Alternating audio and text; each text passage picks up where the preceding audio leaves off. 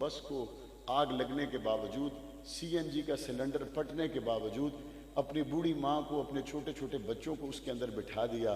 لیکن جب بات حضور کے حرم حضرت عائشہ صدیقہ کی آئی، اس وقت تم نے کہا کہ نہیں حضرت، یہ تو بڑا مشکل راستہ ہے، ہم کسی اور راستے سے نکل جائیں تو بہتر ہے. ہمیں سوچنا چاہیے ہم کتنے ذمہ دار مسلمان ہیں، ہم کتنے غیر ذمہ دار مسلمان ہیں. ہم نے دنیا کے معاملے میں جن اصولوں کو اپنایا وہ کیا تھے؟ ہم نے دین کے معاملے میں جن اصولوں کو اپنایا وہ کیا تھے؟ آئیے دوبارہ سرے سے شروع کرتے ہیں. جب ہمارا بچہ سکول میں پابندی سے نہیں جاتا، ہم اس کو کتنا کوستے ہیں ذمہ دار اسٹوڈنٹ بننے کے لیے، اور وہی بچہ جب فجر کی نماز کے لیے نہیں اٹھتا تو ماں اس کو کتنا کہتی ہے.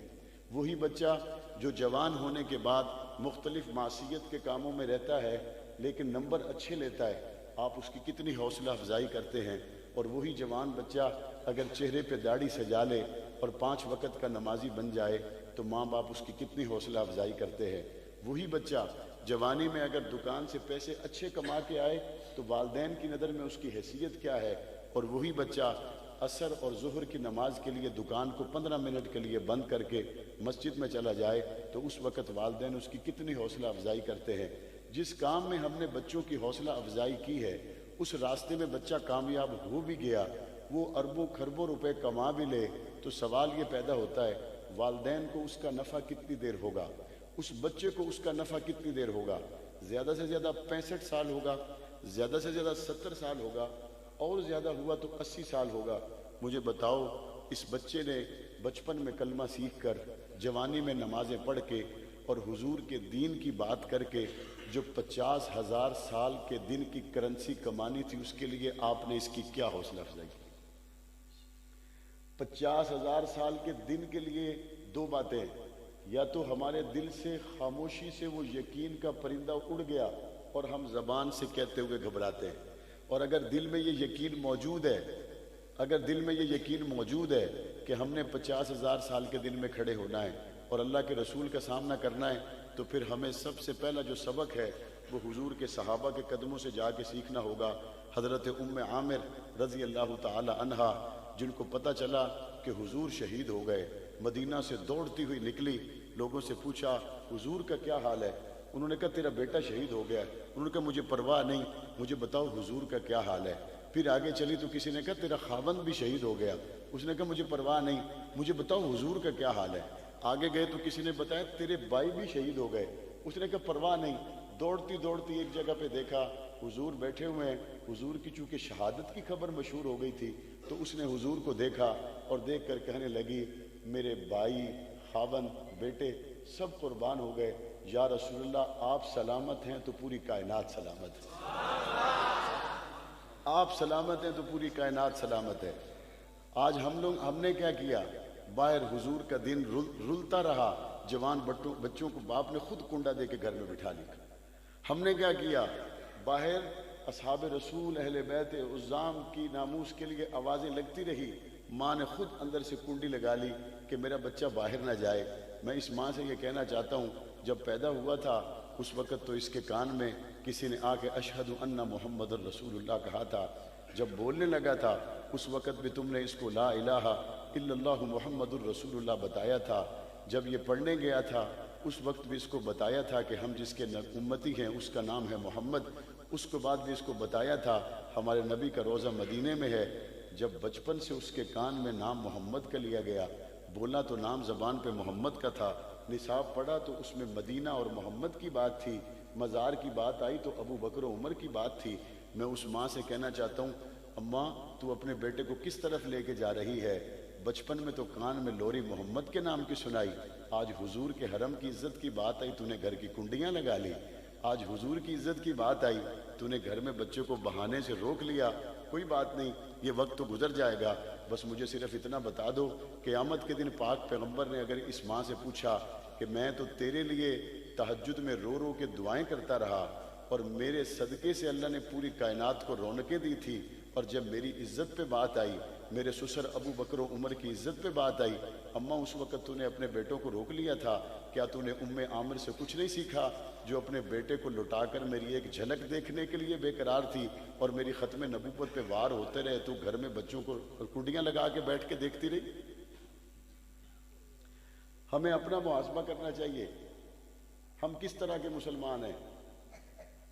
باقی بات ہے بچے ہر کسی کو پیارے ہوتے ہیں، ہونے چاہیے، اللہ تعالیٰ نے اس میں محبت رکھی ہے، لیکن قرآن کیا کہتا ہے؟ انما اموالکم واولادکم فتنہ، تمہارا مال اور تمہاری اولاد تمہارے لیے آزمائش ہے۔ یہ آزمائش کس تناظر میں ہے؟ یہ اس وقت آزمائش ہے جب دین حق کے لیے کھڑے ہونے کی بات آئے اور اولاد کی محبت پاؤں کی بیڑی بن جائے۔ یہ اس وقت آزمائش ہے جب اللہ اور اس کے رسول کی محبت کی بات آئے، آپ کی دکان، آپ کا مال اس وقت آپ کے پاؤں کی بیڑی بن جائے اور وہ آپ کو آگے جانے سے روکے، اور اگر وہ آپ کو آگے جانے سے نہ روکے اس وقت یہ اللہ کی طرف سے دیا گیا انعام ہے، اللہ کی طرف سے دی گئی رحمت ہے۔ میرا چھوٹا بھائی علی حیدر، وہ ہم سب بہن بھائیوں میں سب سے چھوٹا ہے، میرے والد صاحب رحمۃ اللہ علیہ ایک مرتبہ اس سے بڑی محبت سے، جس طرح چھوٹے بچوں کے ساتھ کھیلا جاتا ہے، باتیں کی جاتی ہیں، اٹھایا جاتا ہے، ایک دم سے میری والدہ سے انہوں نے فرمایا لے جاؤ اس کو، میری نظروں سے دور کرو۔ میری والدہ اس کو اٹھا کے لے گئی اور ابو جی کے چہرے پہ بڑا غصہ تھا۔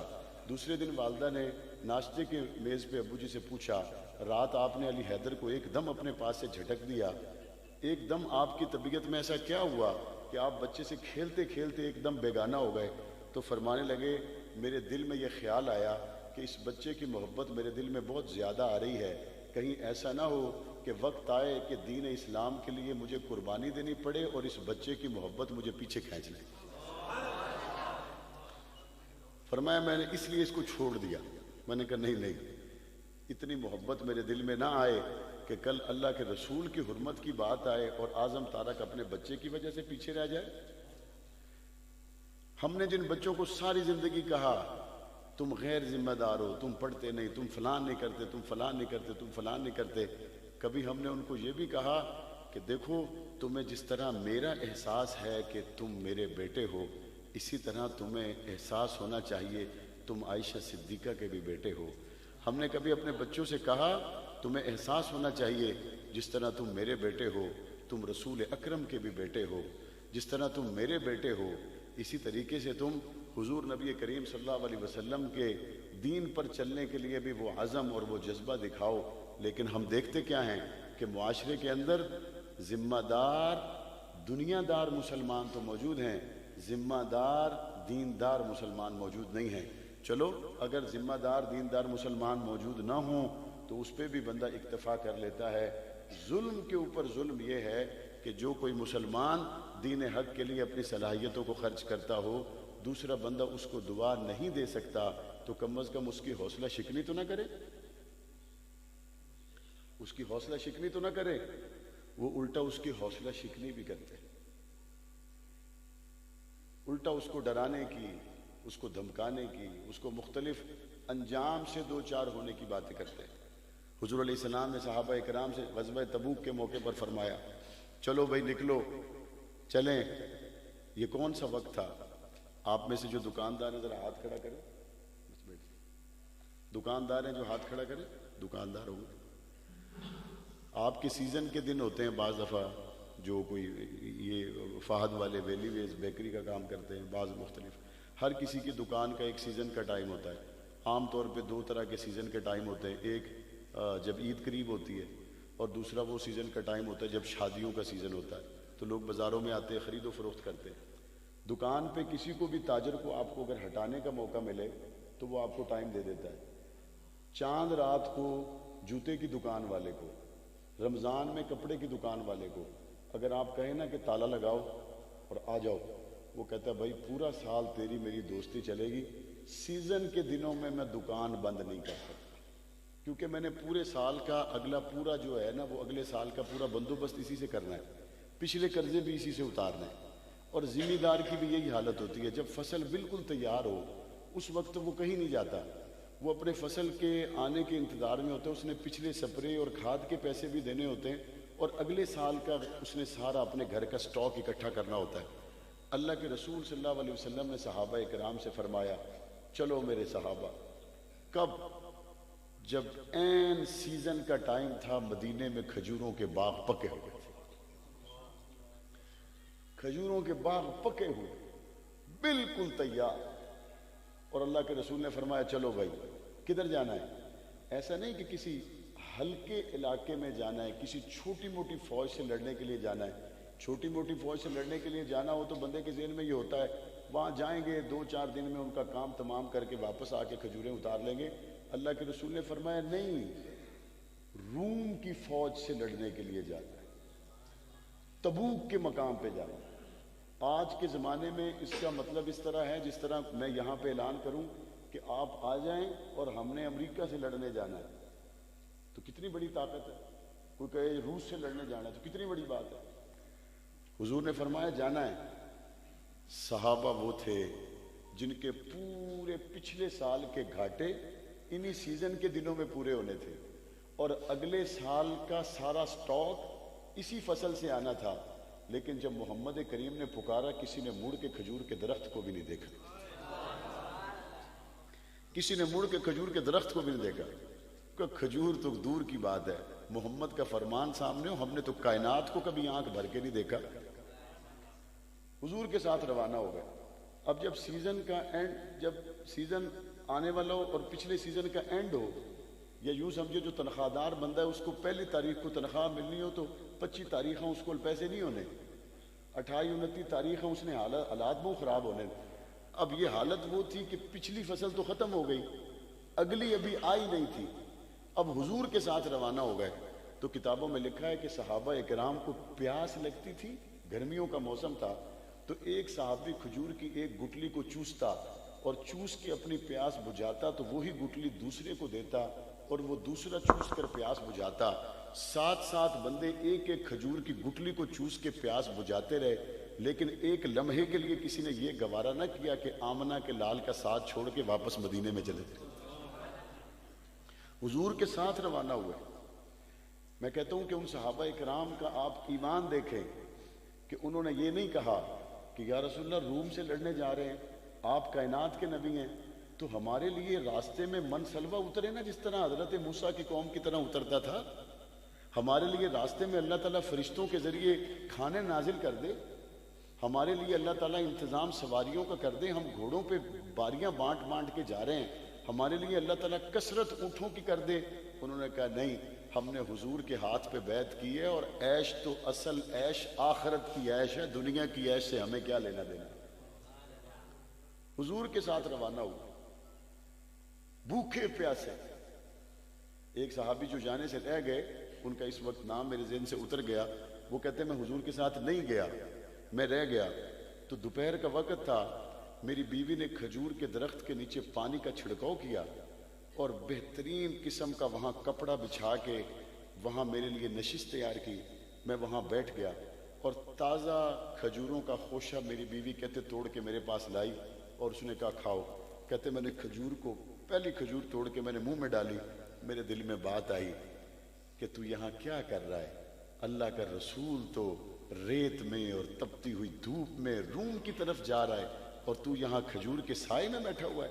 اسی وقت جوش آیا، غیرت ایمانی اس وقت مچل گئی، اسی وقت وہیں سے اٹھے، سواری تیار کی اور حضور کے ساتھ جا کے شامل ہو گئے کہ یا رسول اللہ مجھے اس بات سے غیرت آ رہی تھی کہ اللہ تعالیٰ کا رسول تو چلچلاتی ہوئی دھوپ میں کھڑا ہو اور میں گھر میں درخت کے نیچے بیٹھ کے کھجوریں کھا رہا ہوں۔ آج حضور تو نہیں ہے، لیکن آج اللہ کے رسول صلی اللہ علیہ وسلم کا دین تو بے یار و مددگار ہے، اور ہمارے گھروں میں اگر اے سی بند ہو جائے تو جنریٹر پہ چل جاتا ہے۔ آج اللہ کے رسول صلی اللہ علیہ وسلم کا دین بے یار و مددگار ہے، آج وہ دین پکارتا ہے، حضور کی ختم نبوت پکارتی ہے، صحابہ اہل بیت پکارتے ہیں، جنہوں نے حضور کے اشاروں پر اپنے پکے ہوئے کھیت چھوڑ دیے، جنہوں نے حضور کے اشاروں پر اپنے لال ذبح کروا دیے، جنہوں نے حضور کے اشاروں پر اپنے بیٹے دودھ پیتے بچے لا کے کھڑے کر دیے اور قربان کر دیے۔ آج وہ صحابہ اکرام کی ناموس ہمیں پکارتی ہے اور ہم کہتے ہیں کہ ہمیں فرصت نہیں ہے۔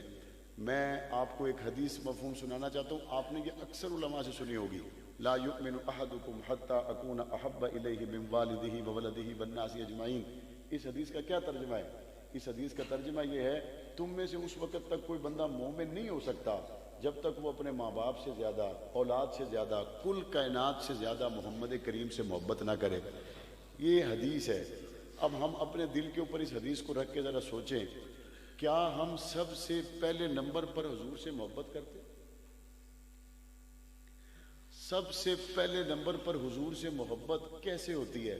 ایسے ہوتی ہے کہ یا رسول اللہ میں آپ کی عزت کے لیے حاضر ہوں، میرے بچوں کے سکول متاثر ہوئے بغیر۔ یا رسول اللہ میں آپ کے لیے حاضر ہوں، میری نوکری متاثر ہوئے بغیر۔ یا رسول اللہ میں آپ کے لیے حاضر ہوں،